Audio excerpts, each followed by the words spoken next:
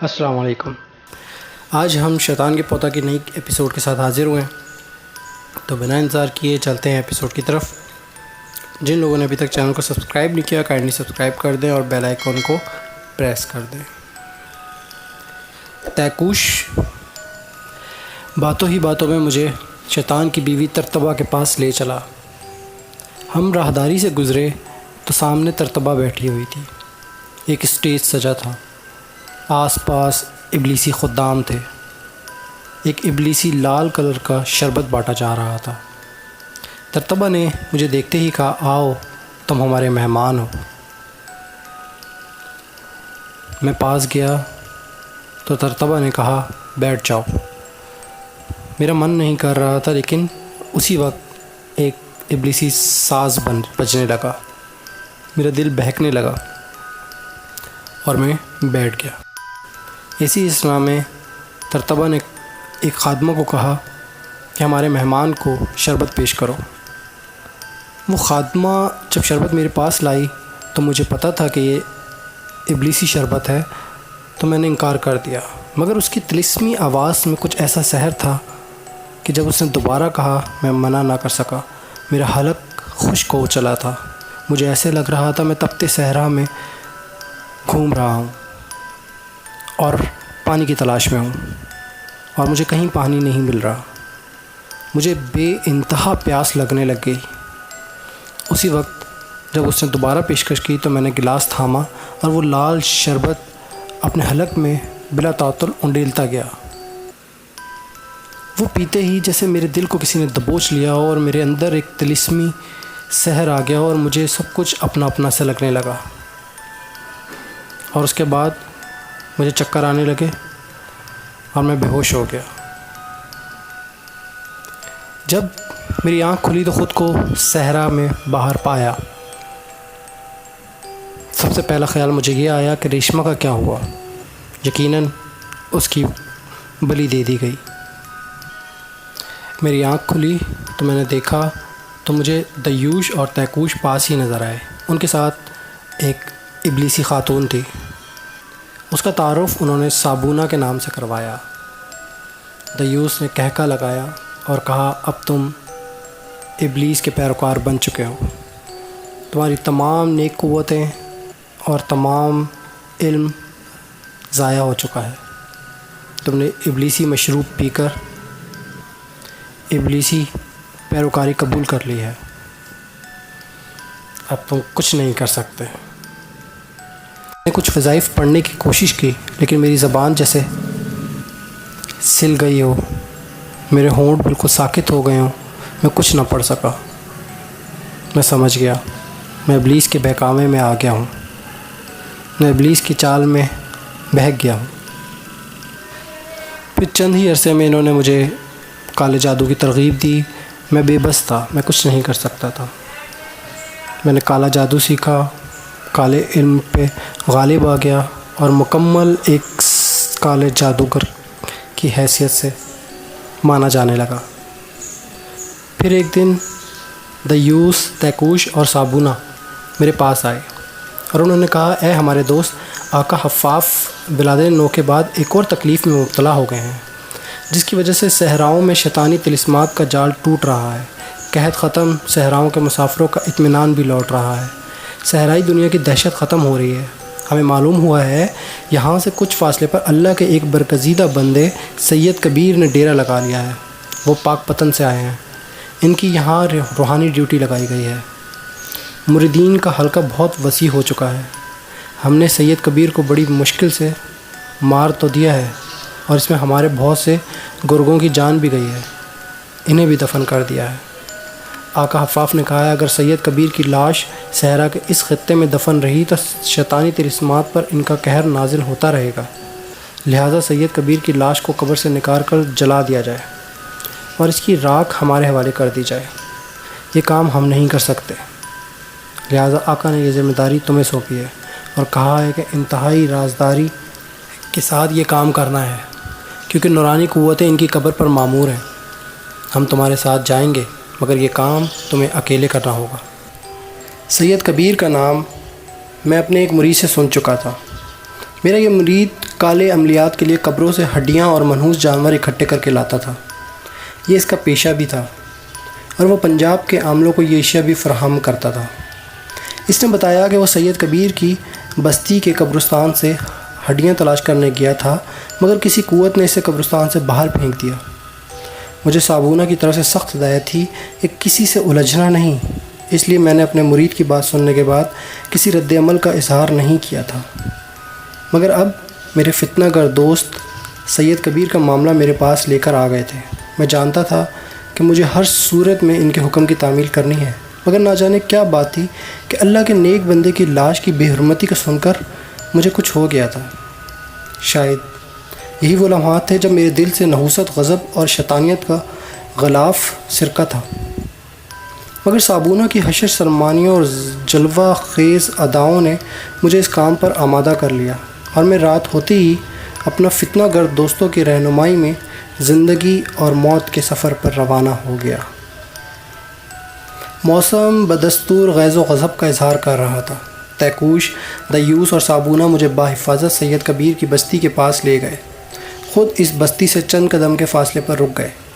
میں نے حیرت پاش نظروں سے ان کی طرف دیکھا تو بولے، اگر ہم یہاں سے ایک قدم بھی بستی کی حدود میں داخل ہو گئے تو جل کر راکھ ہو جائیں گے۔ میں اپنے دوستوں کو مرے ہوئے نہیں دیکھ سکتا تھا، لہٰذا میں نے عملیات کا سامان لالٹین اور کسی ایک تھیلے میں ڈالی ہوئی بستی کے قبرستان کی طرف چل پڑا۔ میں نے عملیات پڑھ کر اپنی حفاظت کر لی تھی۔ یہ قبرستان ایک ٹیلے پر بنا ہوا تھا جس پر گھنی اور جھاڑیاں تناور درخت اگے ہوئے تھے۔ میں ایک پگڈنڈی کے ذریعے قبرستان کے قریب پہنچ گیا۔ پگڈنڈی پتھروں سے بنی ہوئی تھی، لہٰذا قبرستان میں داخل ہوتے ہوئے مجھے کوئی دشواری نہیں ہوئی۔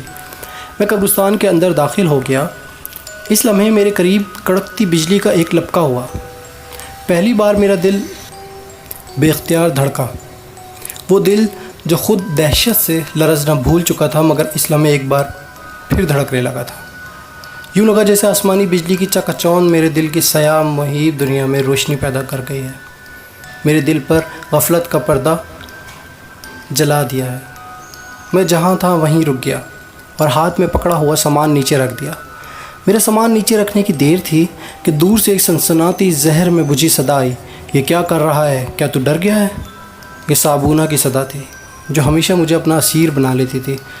میں نے کسی سحر زدہ انسان کی طرح سامان اٹھا لیا اور ایک بار پھر دل کو مضبوط بنائے آگے چل پڑا۔ قبرستان کے عین وسط میں پہنچا ہی تھا کہ بجلی کی ایک بار پھر قیامت خیز انداز میں کڑک یوں لگا جیسے کسی نے سور پھونک دیا۔ یہ گھڑیاں قیامت کی گھڑیاں ہیں۔ لالٹین میرے ہاتھ سے گر گئی اور اس کا شیشہ ٹوٹ گیا۔ نیچے پانی تھا، پانی نے لالٹین کو بجھا دیا۔ اسی لمحے میری رہنما روشنی گل ہونے سے قبرستان سیاہ تاریکی میں ڈوب گیا۔ مجھے اب کچھ دکھائی اور سجھائی نہیں دے رہا تھا کہ میں آگے بڑھوں، مگر اسی لمحے قہر و غضب میں ڈوبی ہوئی دیوس کی آواز میری سماعت سے ٹکرائی، اٹھو اور ناک کی سیدھ میں چلتے جاؤ۔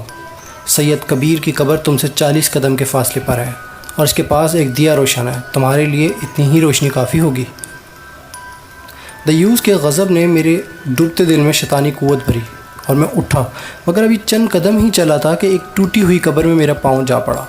پھر میں قبر کے اندر گرا۔ کیچڑ میں لت پت گہری اور موذی کیڑوں سے بھری قبر میں گرتے ہی مجھے احساس ہو گیا تھا کہ یہ میرے قد سے بھی اونچی ہے اور اس سے باہر نکلنا آسان کام نہیں۔ میرا یہ احساس اس وقت دہشت میں بدل گیا جب میرے ارد گرد رینگتے قبر کے کیڑوں نے میری پنڈلیوں پر کاٹنا شروع کر دیا۔ شروع میں تو میری چیخ نکل گئی اور مجھے لگا جیسے قبر میں پانی گر رہا ہے اور کوئی بڑا سا جانور چل رہا ہے۔ اسی لمحے میں نے اپنے اعصاب اور خوف پر قابو پانے کی کوشش کی اور اپنے عملیات کو استعمال کرنے لگا۔ ابھی میں نے ایک عمل کے چند الفاظ ہی پڑھے تھے کہ میری پنڈلیوں پر کاٹنے والے کیڑے تیزی کے ساتھ میرا گوشت نوچنے لگے اور پھر وہ میرے پورے بدن پر پھیلنے لگے۔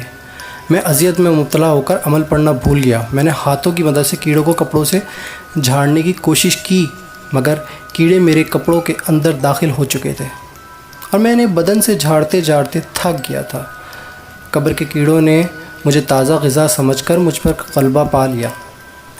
مجھے احساس ہوا کہ کیڑے میرے سر پر بھی چڑھ گئے ہیں، ناک میں بھی گھس گئے ہیں، کان اور منہ میں داخل ہو رہے ہیں، اور بے بسی اور لاچاری سے میں ان کی خوراک بن رہا ہوں۔ جو میرے اندر کیڑے داخل ہو رہے تھے، میرے اندر سے ناگوار بدبو نکلنے لگی۔ یوں لگا جیسے مشروب ابلیس غلاظت کا سیال میرے بدن کے سوراخوں سے بہنے لگا ہے۔ اس لمحے میرے اذیت نشے میں بدل گئی اور مجھے ان کیڑوں کے کاٹنے سے سکون محسوس ہونے لگا، مگر جو ہی کیڑوں نے میرے دل کو نوچنا شروع کیا تو ایک بار پھر میں اذیت سے چیخا، اے سچائی اور نیکی کے خالق، مجھے سیاکار کی مدد کر۔ میں اس کے ساتھ ہی بے اختیار آہو پکار کرنے لگا اور میں اللہ کو پکارتا رہا۔ کپڑے اور کیڑے میرے بدن نوچتے رہے۔ پھر میں نے کلمہ پاک شروع کیا۔ میری گریہ زاری بڑھ گئی، میں نے بے اختیار ہو کر اچھلنا شروع کر دیا۔ میرے اندر گناہوں و شیطانی علوم سے نفرت کا ادراک بڑھنے لگا اور میں ماہی بے آب کی طرح قبر کی کیچڑ میں تڑپنے لگا۔ میں زار و کتار رو رہا تھا، اے میرے مولا، مجھے شیطان نے جکڑ لیا تھا، اے ذات کریم، مجھے اس کی گمراہی اور گناہ کی سیاہی سے بچا۔ میرے مولا، تو جانتا ہے مجھے کس طرح مکر و فریب اور شر کے خالق ابلیس نے گمراہ کر دیا۔ آج تیرے ایک نیک بندے کی بے حرمتی پر اکسا کر مجھے یہاں لے آیا ہے۔ میرے مولا، مجھے ابلیس کے شر سے بچا لے۔ میری گریہ زاری جاری تھی، مگر کیڑوں کو مجھ پر رحم نہیں آ رہا تھا۔ مجھے یوں لگا جیسے میرے بدن کا سارا گوشت اتر گیا ہو، رگوں سے لہو نکل کر قبر کی کیچڑ میں اکٹھا ہونے لگا۔ مجھے ہر طرف خون ہی خون دکھائی دینے لگا۔ پھر اس خون میں تپش پیدا ہونے لگی، اس میں ابال آ گیا، کھولتے پانی اور لاوے کی طرح اس میں بلبلے بلند ہونے لگے اور میں خون کے اس تالاب میں ڈوبنے لگا۔ خون کسی لاوے کی طرح گرم ہو رہا تھا، پھر یک ہڈیوں کا ایک ڈھانچہ بلند ہوا۔ اس کی استخوانی ہاتھوں نے میری گردن دبوچ لی اور کراہت آمیز انداز میں بولا، تو نے ہماری محنت ضائع کر دی، اے بدبخت ذلیل انسان، تو نے فرزندان ابلیس کی تعلیمات سے انحراف کیا، میں تجھے مار ڈالوں گا۔ اس کے ساتھ ہی ڈھانچے نے مجھے خون کے تالاب سے اچھال کر باہر پھینک دیا۔ جب میں نیچے گرا تو اس بار اس کے ہاتھ میری گردن پر تھے۔ مجھے یوں لگا جیسے میرا دم نکل رہا ہے۔ اس نے اب کی بار مجھے قبر سے باہر پھینک دیا اور میں بے سد سا ہو کر رہ گیا، مگر قہر و غضب کا ڈھانچہ خود بھی باہر نکل آیا۔ اس کے ساتھ ہی میرے ارد کی قبریں شک ہوئیں اور ان میں سے ڈھانچے نکل کر میری طرف بڑھنے لگے۔ وہ مکر و کہہ کے لگا رہے تھے، ان کے ہاتھوں میں نوکیلی ہڈیاں تھیں اور وہ میری طرف بڑھ رہے تھے۔ پھر انہوں نے نوکیلی ہڈیاں جو نیزے سے بھی زیادہ نوکیلی اور تیز تھی میرے دل کے مقام پر گھونپ دی۔ اسی لمحے ایک تیز دودھیا روشنی کا جھماکا ہوا۔ میرا ذہن تو تاریکیوں میں ڈوب رہا تھا، مگر اس دودھیا روشنی، نورانی روشنی کے نمودار ہوتے ہی قبرستان شیطانی ڈھانچوں کی چیخ و پکار سے گونج اٹھا اور ان کی ہڈیوں کو آگ لگ گئی اور دیکھتے ہی دیکھتے وہ راکھ کا ڈھیر بن کر قبر پر گر گئے۔ روشنی اور نور کا سیلاب اب میری طرف بڑھ رہا تھا۔ اس میں ایک مقدس حالہ نمودار ہوا۔ حالہ میرے قریب آ رہا تھا اور میری آنکھوں اور ذہن کی تاریکیوں میں اجالے پیدا ہونے لگے۔ بے نور گھائل دل کو راحت ملنے لگی۔ نور کے اس حالے سے ایک ہاتھ نمودار ہوا، اس نے میرے سر پر اپنا سایہ کر دیا۔ مجھے یوں لگا جیسے میں یہ منظر پہلے کہیں دیکھ چکا ہوں۔ پھر مجھے یاد آیا یہ منظر اس خواب کی حقیقت تھی جو برسوں سے میں دیکھتا آ رہا ہوں۔ میں مبہوت سحر زدہ سا ہو کر اس مقدس ہاتھ کو دیکھنے لگا۔ میرے بے قرار اور زخم بدن کو گونا سرار ملنے لگا تھا، مگر دل گناہ آلود زندگی کے شب و روز کو یاد کر کے تڑپنے لگا۔ اس بات کا تصور بھی نہیں کر سکتا تھا کہ کبھی شیطان کا اہلکار بن جاؤں گا، اور اپنی بے بسی پر نوحہ کنا تھا۔ مجھے اس لمحے خود سے گھن آنے لگی اور دل چاہا کہ زمین پھٹ جائے اور میں اس میں سما جاؤں۔ مجھے اب اس اذیت پر بھی افسوس ہو رہا تھا جو کیڑوں کے کاٹنے سے ہوئی تھی۔ یہ میری سزا تھی کہ یہ سب میرے ساتھ ہی کیوں ہوا۔ میں تو پیدائشی شیطان کا دشمن تھا اور شیطانی علوم سے نفرت کرتا تھا کہ مجھے کیا معلوم کہ زندگی مجھے یوں بھی دھوکہ دے گی۔ مقدس ہاتھ کی انگلیاں اب میرے سر کے بالوں کا سہلا رہی تھیں۔ پھر مجھے یوں لگا جیسے میری آنکھیں بوجھل ہو رہی ہیں۔ پھر چند لمحوں بعد اس مسیحا نے مجھے دکھوں اور پشیمانیوں کی دلدل سے نکال کر گہری نیند سلا دیا۔ نہ جانے کب تک میں سویا پڑا رہا۔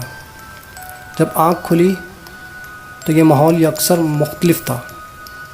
میں نے چونک کر گرد و پیش میں دیکھا، میرے سر کے نیچے ایک چٹائی پڑی تھی، پاس ہی ایک جا نماز تھی، مٹی کا گھڑا، مٹی کا ہی ایک لوٹا پڑا تھا۔ یہ ایک حجرہ تھا جس کے دروازے پر پردہ لٹک رہا تھا۔ میں نے پردے کو ہٹا کر دیکھا تو سامنے ایک مزار نظر آیا۔ یہ شام کا وقت تھا۔ میں سوچنے لگا میں یہاں کیسے پہنچا ہوں، مجھے کون لایا ہے؟ مجھے سب کچھ یاد آ گیا، اور اس کے ساتھ ہی میرے دل کی بے کلی ایک بار پھر بڑھ گئی۔ میں جھجری لے کر رہ گیا۔ اے میرے مولا، مجھے معاف کر دے۔ میرے دل سے کراہ نکلی۔ میں حجرے کی خستہ دیوار کا سہارا لے کر نیچے ڈھہ گیا اور زار و کتار رونے لگا۔